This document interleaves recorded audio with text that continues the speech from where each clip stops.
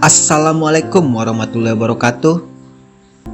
Kali ini gue mau membahas dan merangkum alur cerita sebuah film superhero Indonesia yang kembali diangkat di layar lebar, yaitu film Wiro Sableng, Kapak Maut Naga Geni 212, yang mana film ini dibintangi aktor-aktor kawakan Indonesia seperti Vino G. Bastian sebagai Wiro, Yayan Ruhian sebagai Mahesa Birawa, Sherina Munaf sebagai Anggini, Faris Alfarizi sebagai Santiko atau Bujang Gila Tapak Sakti, dan Ruth Marini sebagai Sinto Gendeng, dan masih banyak lagi. Yang menarik dari film ini karena Indonesia bisa bekerja sama dengan 20th Century Fox, yang berarti film ini sudah masuk standar film Hollywood. Seperti apa rangkumannya? Tapi sebelumnya gue ingetin lagi ke kalian, kalau video ini mengandung spoiler, jadi yang belum nonton silahkan ditonton dulu ya. Kalau sudah, saatnya kita lanjut.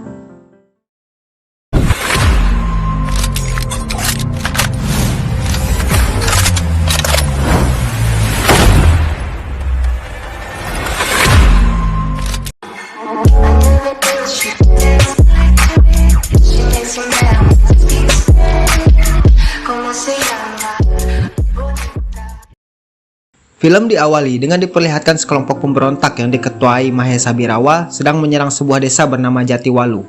Kemudian Mahesa Birawa sampai di sebuah rumah milik Rana Walang atau yang biasa dipanggil Raden, dan terjadilah pertempuran antara mereka. Anak Rana Walang bernama Wiro dan istrinya yang bernama Suci bersembunyi di rumah. Namun saat Rana Walang kalah, Suci memutuskan keluar untuk membantunya. Namun itu tak merubah apapun. Justru Rana Walang dan Suci malah tewas dibunuh Mahesa Birawa. Wiro yang bersembunyi di rumah akhirnya ketahuan dan ditangkap. Kemudian rumah mereka dibakar, dan saat Wiro akan dilempar ke api, tiba-tiba ada seorang wanita tua yang menyelamatkan dia, dan dia adalah Sinto Gendeng.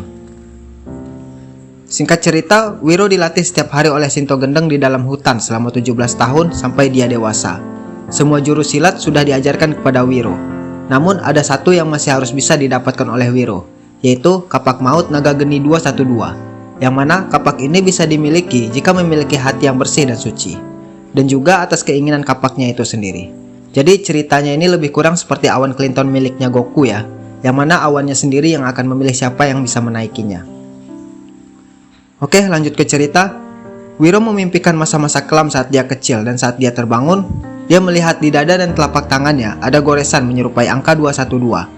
Yang memiliki arti kalau di alam semesta ini memiliki dua unsur yang berlainan namun berpasangan, dan semua bersumber dari yang satu, yaitu Tuhan Yang Maha Esa. Kemudian Sinto Gendeng menceritakan kepada Wiro bahwa 40 tahun lalu dia pernah mengangkat seorang anak laki-laki seperti Wiro dan menjadi harapan untuk menjadi pewaris Kapak Maut 212. Namun harapan yang besar juga menjadi kekecewaan yang besar, karena di suatu hari saat Sinto Gendeng pulang, dia melihat muridnya mencuri Kapak Maut 212 yang kemudian dihadang oleh Sinto Gendeng. Dengan rasa kecewa, Sinto Gendeng mengusir muridnya itu, dan dialah Mahesa Birawa. Kemudian Wiro ditugaskan untuk mencari Mahesa Birawa tersebut. Kemudian scene berpindah ke sebuah desa bernama Kalijaga.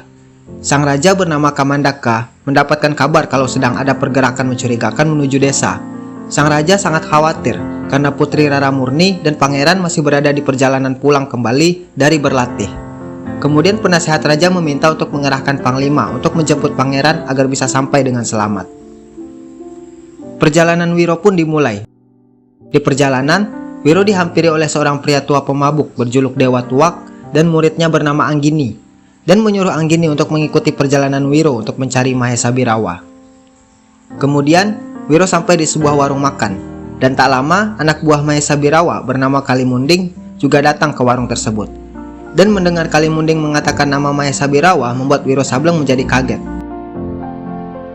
Tak lama pangeran yang ternyata si Madun dan pasukannya juga sampai di warung tersebut, dan membuat Kalimunding dan pasukan pelindung pangeran terlibat pertarungan, yang akhirnya membuat Wiro ikut bertarung.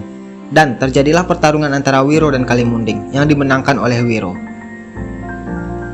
Sedangkan di sisi lain, pangeran dan Rara Murni berhasil kabur menggunakan kuda. Namun salah seorang anak buah Kalimunding terus mengejar mereka. Kemudian Wiro pun ikut mengejar mereka, dan sampailah di sebuah hutan sunyi, dan di sana Wiro bertemu dengan Babe Cabita. Dan sampailah di sebuah hutan sunyi, dan di sana Wiro bertemu dengan Santiko yang ternyata sudah menangkap mereka dan mengikatnya di pohon yang berada di pinggir jurang. Dan akhirnya mereka jatuh ke sungai yang berada di dasar jurang. Di sini Anggini juga sudah berhasil mengejar Wiro ya, yang mengira kalau Santiko itu adalah Mahesa Birawa. Jadi dia langsung menyerang begitu aja saat Wiro dan Santiko sedang bertarung. Sedangkan di sisi lain, sang pangeran tertangkap oleh anak buah Kalimunding. Sedangkan di markas Mahesa Birawa ingin mensabotase dan menghancurkan kerajaan yang ternyata dibantu oleh orang dalam dari kerajaan. Dia adalah panglima kerajaan yang diutus penasehat untuk menjemput pangeran. Yang kemudian terjadi perselisihan dengan anak buah Mahesa lainnya bernama Ki Pranalewu. Gua nggak tahu namanya sih. Goblok! Kalimunding kembali ke markas dan mengadukan keberadaan seorang pendekar kapak maut naga geni bernama Wiro dan membuat Mahesa Birawa terkejut.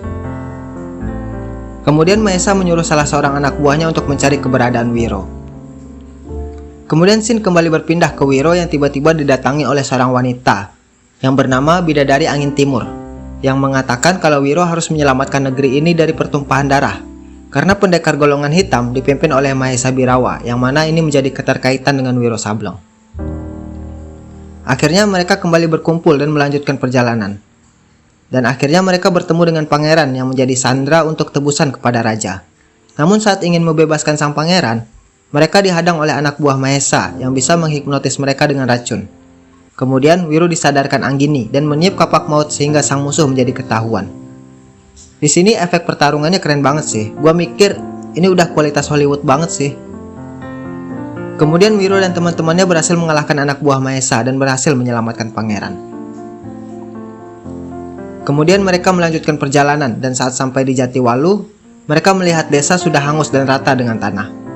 Kemudian di kerajaan, sang raja pergi menemui Mahesa Birawa dengan kawalan penuh sambil membawa emas untuk tebusan sang pangeran. Namun ternyata pangeran tidak berada di sana. Justru panglima kerajaan yang berkhianat yang berada di sana, dan itu membuat sang raja marah dan akhirnya terjadi pertempuran antara pasukan kerajaan dan anak buah dari Mahesa Birawa. Tak lama kemudian Wiro Sableng dan teman-temannya juga sampai di sana dan langsung dihadang oleh Birawa sendiri. Dan terjadilah pertarungan sengit antara Wiro dan Birawa. Namun tim Wiro dan pasukan kerajaan mengalami kekalahan. Putri Rara Murni pun tewas saat ingin menyelamatkan Anggini, yang akhirnya membuat mereka harus mundur dari pertempuran. Dan Wiro pun sekarat karena racun dari pukulan Mahesa Birawa. Di saat raja tidak berada di tempat, sang penasehat pun ternyata juga berkhianat dan mencoba melengsarkan kekuasaan raja dengan menangkap permaisuri. Akhirnya kerajaan pun dapat dikuasai oleh Mahesa Birawa dan tahta kerajaan menjadi milik penasehat raja yang berkhianat, yang mana dia adalah adik dari sang raja Kamandaka itu sendiri. Setelah merasa baikan, Wiro dan tim bersama raja dan pasukannya yang selamat mulai memikirkan taktik untuk menerobos dan menyerang balik kerajaan yang sudah dikuasai Mahesa Birawa dan pasukannya saat merayakan pesta kemenangan mereka. Anggini berperan sebagai orang yang menaklukkan para pasukan yang berjaga di gerbang, sedangkan Wiro dan Santiko menyamar menjadi penari topeng yang akan menghibur sang raja, dan pasukan yang lain menghabisi sisanya agar mereka bisa menuju ke singgasana. Namun Wiro dan Santiko akhirnya ketahuan, yang akhirnya mereka harus kabur dari pasukan Mahesa Birawa yang jumlahnya lebih banyak. Dan akhirnya satu persatu prajurit Mahesa dapat dikalahkan Wiro Sableng dan berhasil menyelamatkan permaisuri. Kemudian mereka langsung mencari Mahesa dan yang lain ke singgasana. Dan mereka satu persatu menemukan musuh yang seimbang. Santiko bertarung melawan prajurit cambuk api. Dewa Tuak yang kebetulan datang juga bertarung melawan anak buah Mahesa yang lain. Anggini melawan Ki Pranalewu yang akhirnya dapat dikalahkan semua. Dan mereka berhasil masuk ke singgasana. Raja Kamandaka langsung mengejar adiknya Borkowali. Sedangkan Wiro harus bertarung 1 lawan 2 dengan Mahesa dan Kalimunding. Raja Kamandaka berhasil mengalahkan adiknya Borkowali, sedangkan Wiro Sableng akhirnya berhasil mengalahkan Kalimunding dan membuat Mahesa menjadi was-was.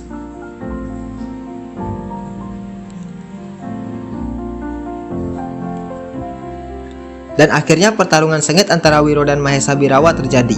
Pada awalnya, berkali-kali Wiro dengan mudah dapat dikalahkan Mahesa. Namun saat Mahesa ingin mengakhiri pertarungan dengan pukulan mautnya, kapak naga geni menyelamatkan Wiro. Kemudian Wiro menggunakan jurus seruling sakti dari kapak untuk mengalahkan Mahesa. Coba kita dengar dulu seperti apa sih.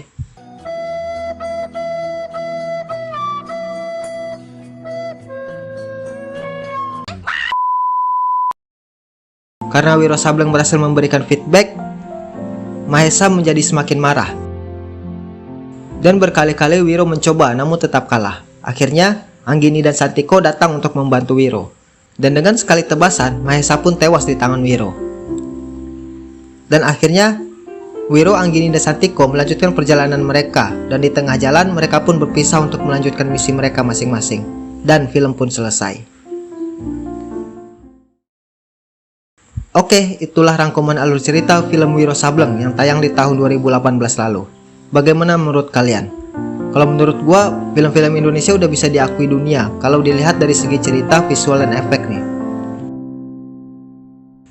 Oh ya, di akhir film ada sedikit kredit yang menceritakan kalau Mahesa Birawa ternyata masih hidup dan menyuruh muridnya untuk menguasai kitab wasiat iblis. Dan apakah Wiro Sableng akan mendapatkan sequel? Kita nantikan saja.